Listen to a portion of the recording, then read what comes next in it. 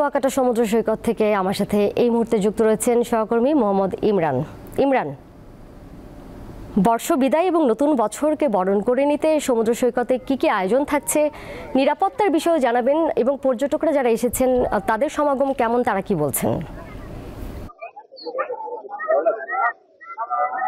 দোলা, আসলে 31st night উপলক্ষে আসলে ঘরোয়া যে আবাসিক হোটেলগুলো রয়েছে, আবাসিক হোটেলগুলোতে কিন্তু বেশ কিছু আয়োজন রয়েছে। তবে বিচ কেন্দ্রিক কিন্তু কোনো আসলে আয়োজন এই কুয়াকাটায় নেই।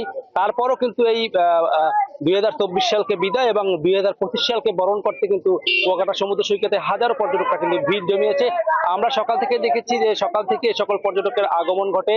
এই মুহূর্তে কিন্তু কিছুক্ষণ পরই হয়তো সূর্য অস্ত যাবে এবং আপনি দেখতে পাচ্ছেন এখানে কিন্তু হাজার হাজার পর্যটক এখানে রয়েছে এবং তাদের সবার চোখ কিন্তু এখন আসলে পূব আকাশের দিকে, তারা কিন্তু আসলে পশ্চিম আকাশের দিকে, তারা কিন্তু এখন আসলে তাকিয়ে আছে সূর্য অস্ত যাবে সেই দৃশ্য উপভোগ করার জন্য। এবং তারা কিন্তু পিছনের সব দুঃখ গ্লানি ভুলে তারা কিন্তু এই পুরোনো বছরকে আসলে তারা বিদায় দিতে চাচ্ছে, সেটা কিন্তু আমাদেরকে জানিয়েছেন। আমি আপনাকে আরেকটি বিষয় জানিয়ে রাখি যে আগামীকাল সকালে কিন্তু সূর্য উদয় হবে। যেহেতু কুয়াকাটা সমুদ্র সৈকত আসলে সূর্যোদয় এবং সূর্য অস্তের জন্যই আসলে এটি বিখ্যাত।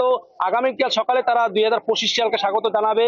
আমরা সকাল থেকে যে সকল পর্যটকরা কুয়াকাটায় এসেছে তারা কিন্তু এই পুরোনো বছরকে তারা কিন্তু আনন্দ উল্লাসের মধ্যে বিদায় দিচ্ছে সেটি কিন্তু আমরা লক্ষ্য করছি। তারা সমুদ্রের নোনা জলে গা ভাসিয়ে আনন্দ উন্মোদনায় মেতেছেন। অনেকে এখানকার যে প্রাকৃতিক সৌন্দর্য উপভোগ করছেন সেটি কিন্তু সৈকতের বেঞ্চিতে বসে উপভোগ করছেন এবং এখানকার